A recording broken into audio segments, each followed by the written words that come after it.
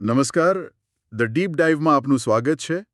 આજે આપણી પાસે લોકરક્ષક ભરતીને લઈને એકદમ તાજા સમાચાર છે. હા, ગુજરાત પોલીસ ભરતી બોર્ડ તરફથી એક અપડેટ આવ્યું છે. તો આજે આપણે એના પર જ વાત કરીશું. ઝડપથી સમજી લઈએ કે આ શું છે.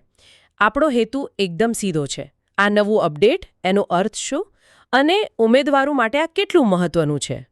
તો શરૂઆત કરીએ મુખ્ય વાતથી.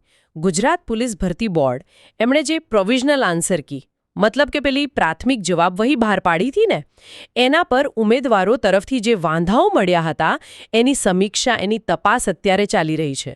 અને હવે વાત જેની બધા રાહ જોઈ રહ્યા છે, સત્તાવાર ટ્વીટ આવી છે. એ મુજબ ફાઇનલ આન્સર કી એ હવે લગભગ 1 અઠવાડિયામાં જાહેર થવાની શક્યતા છે. 1 અઠવાડિયું. હા, 1 અઠવાડિયું.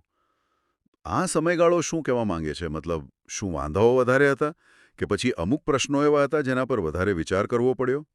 હા, એવું બની શકે. આ 1 અઠવાડિયાનો સમય કદાચ એવું સૂચવે છે કે વાંધાઓનું પ્રમાણ આમ તો ઠીકઠાક હશે, અથવા અમુક વાંધાઓ ખરેખર જ જટિલ હશે, જેને ઉકેલવા માટે નિષ્ણાતોને થોડો વધુ સમય જોઈતો હોય એવું બને. પણ ઉમેદવારો માટે જુઓ, આ સમય મર્યાદા જાણવી બહુ જ જરૂરી છે. હા, કેમ કે એનાથી જ એમને પોતાના સ્કોરનો કંઈક અંદાજ આવશે, નહીં? બિલકુલ. એનાથી તેઓ પોતાના સંભવિત સ્કોરનો વધુ સારો અંદાજ લગાવી શકે અને આગળ શું કરવું એની માનસિક તૈયારી પણ કરી શકે. સાચું કહું તો આ જે રાહ જોવાનો સમય હોય ને, એ ઉમેદવારો માટે સૌથી અઘરો હોય છે. એટલે સાચી અને સત્તાવાર માહિતી જ એમને થોડી રાહત આપી શકે.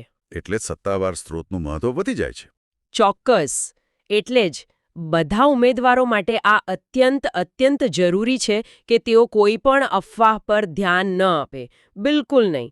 ફક્ત ને ફક્ત ગુજરાત પોલીસ ભરતી બોર્ડનું જે સત્તાવાર ટ્વિટર હેન્ડલ છે @GPRBGNR, બસ ત્યાંથી જ અપડેટ્સ